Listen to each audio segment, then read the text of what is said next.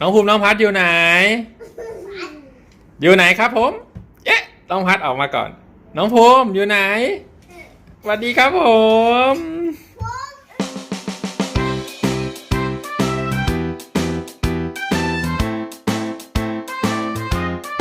สวัสดีครับผมวันนี้ป๊าพาน้องภูมิน้องพัดมาที่จังหวัดระยองเพื่อมาชายหาดแหลมแม่พิมพ์นะน้องภูมิเดินนำไปแล้วรอป้าก่อนเดี๋ยวป้าไปด้วยน้องพัดเดินตามเลยฮะอันนี้เป็นบรรยากาศตรงที่ป้าพาน้องภูมิน้องพัดมาดูเนาะแต่ว่าเรายังไม่เล่นตรงนี้นะครับผมวันนี้เราจะไปเข้าที่พักก่อนนะแล้วเดี๋ยวเราไปเล่นตรงที่พักเราพอเราออกมาจากหาดแหลมแม่พิมพ์แล้วเราก็มาเข้าที่พักของเราวันนี้นะครับบ้านยานรีสอร์ทนะโอเคที่มาของรีสอร์ทเป็นต้นทรายนั่นเองร่มรื่นมากโอ้โหนี่เราเข้ามาในห้องพักแล้วนะนี่เห็นทะเลเลยแล้วห้องพักห้องนี้เป็นห้องใหญ่ด้วยนะครับนี่แม่เข้าไปแล้วนี่อันนี้เป็นห้องเนี่ย1 ห้องเป็นเตียงใหญ่แล้วยังมีห้องเนี่ยเป็นเตียงเดี่ยวแยกกันนะสบายเลยแถมห้องน้ำแยกด้วยโอ้โห2 ห้องนอน2 ห้องน้ำนั่นเองเอ้ยอะไรเอ้ยน้องภูมินี่ยาคู่เลยเหรอโอ้ยสบายเลยนอนเดี๋ยวรอเจอยายด้วยเดี๋ยวมาเจอยายกันที่นี่น้องพัดมาแล้วเนี่ยน้องพัดวิ่งผ่านป้าไปแล้วน้องภูมิจะไปนอนตรงนั้นได้ยังไงอะลูกว้ายหายตัวแล้วน้องภูมิน้องพัดอยู่ไหนอยู่ไหนครับผมเอ๊ะน้องพัดออกมาก่อนน้องภูมิอยู่ไหนสวัสดีครับผมดีโหดูสนุกกันใหญ่อะพอตอนนี้เราเข้าห้องพักเสร็จแล้วก็พาลูกๆมาลงเล่นที่ชายหาดเลยนะครับผม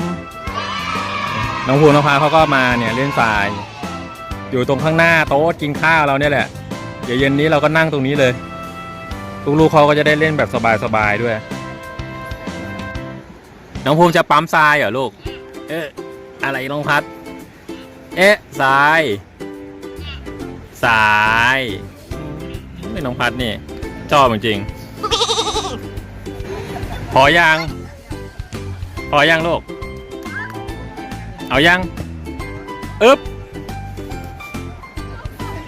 ฮ้ยสุดยอดเลยได้อยู่แม่มาดูเปล่าดูได้รายได้เป็นกำแพงใช่ป่ะเนี่ยกำแพงน้องภูมินี่เก่งนะเนี่ยนี่ก็มีเมนูตามนี้เลยนะครับผมเนี่ยร้านที่ปานั่งรู้สึกจะมี2 หน้านะนี่ก็โอเคอะอยู่หน้าที่พักด้วยสบายปาเลยตอนนี้น้องพัดขอขึ้นมานั่งชิลบ้างแล้วฮะร้อนฮะโอ้ยเนี่ยขึ้นมากินน้ำแดงก่อนแล้วก็นั่งชิลๆรอโก้ก่อนโก้กำลังสนุกโอ้ยขอน้ำแข็งอีกต่างหากเพราะว่าเย็นฮะแม่อะไรอะลูกเฮ้ยอะไรอะเฮ้ยขุดเจออะไรอะเฮ้ยกบไปอะไรก็ไม่รู้ลูกโอ้โหน้องภูมิสุดยอดเลยนักขุดกันจนเจอสมบัติอะไรสักอย่างตอนนี้ขุดใหญ่เลยพอเจออะไรสักอย่างก็ไม่รู้เนี่ยอ๋อน้องภูมิน่าจะเป็นอะไรสักอย่างที่เขาลืมไว้อะลูกช่างเถอะน้องภูมิเขาชอบเล่นทรายขุดไปเรื่อยเลยเนี่ย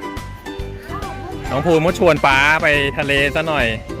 คือจริงๆเขาอยากไปล้างเนี่ยรถเขาเปื้อนทรายร้อนนะเนี่ยลูกไหวเหรอไป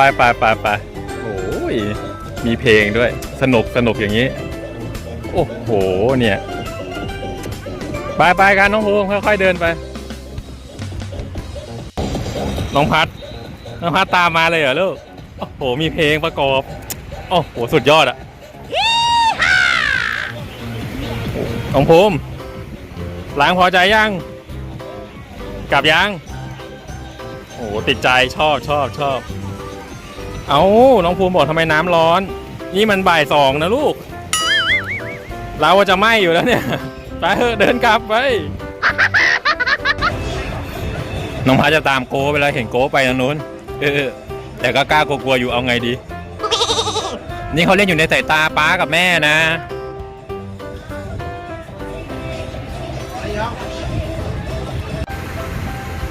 นี่ป้ากลัวร้อนนะเนี่ยป้าเลยมากางร่มให้น้องภูมิเล่นเลยกลัวเขาจะไม่ไหวดูดิเขาอยากเล่นทรายมากเลยไงอะไรนะลูกตักรถขึ้นมาลูกไหนตักรถขึ้นมาได้ยังเนี่ยทำไมจมลงไปกว่าเดิมอีกอะเอารถแมคโครไปช่วยเร็วเนี่ยรถบรรทุกตกไปครึ่งคันได้มั้งนะขุดขึ้นมาตอนนี้เป็นเวลา3:30แล้วนะอากาศกำลังดีมากๆร่มสุดๆเด็กๆก็เดินชิลเลยไปกับแม่เนี่ยใครมาลูกน้องต้นมาแล้วโอ้สดใสเลยสวัสดีครับผมสวัสดีครับผมโอ้น้องภูมิน้องต้นเขามีของมาขายด้วยวันนี้โอ้ยมีรถทำถนนเหรอโอ้คันเบลเลอร์เลยเดี๋ยวมาขอน้องต้นเขาเล่นด้วยโอ้อย่างนี้น้องภูมิชอบแย่เลยเนาะน้องต้นเขาของเล่นเยอะเลยวันนี้ใช่กระดุกกระดิกไงโอ้สุดยอดเลยอ่ะเอ้าชนลูกบอลแล้วเนี่ยเย้มันใหญ่ไปหน่อยเหรอ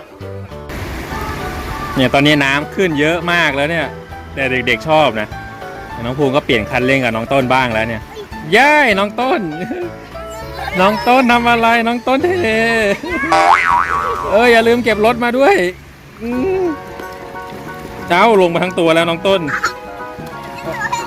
นี่สนุกใหญ่เลยนี่ก็ให้น้องพายเขามาดูใกล้ๆเนี่ยมาดูว่าโกเขาเล่นยังไงเด็กๆตอนนี้น้ำมาถึงตัวแล้วนะลูกนะมองอย่างสนอกสนใจตอนนี้เป็นตอนเช้าแล้วนะเดี๋ยวเราไปเดินเล่นกันนะครับผมแล้วเดี๋ยวเราไปเล่นทรายกันเดี๋ยวน้องพายก็ไปเล่นรถรอก่อนกำลังจะพาลูกๆข้ามฝั่งไปเล่นทะเลฝนตกครับผมต้องรอให้ฝนหยุดตกก่อนนะอย่างนี้ไปไม่ได้ครับผมตอนนี้ก็มาดูปลาทองรอเวลาไปก่อนนะรอฝนหยุดตกก่อนนะครับเนี่ยมาดูปลาทองน่ารักเชียว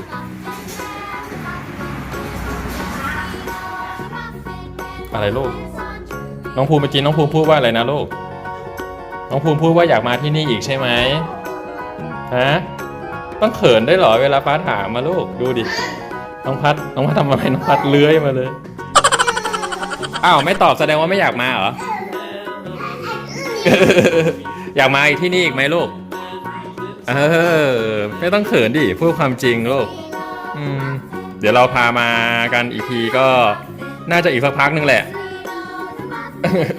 ดูเขาทำ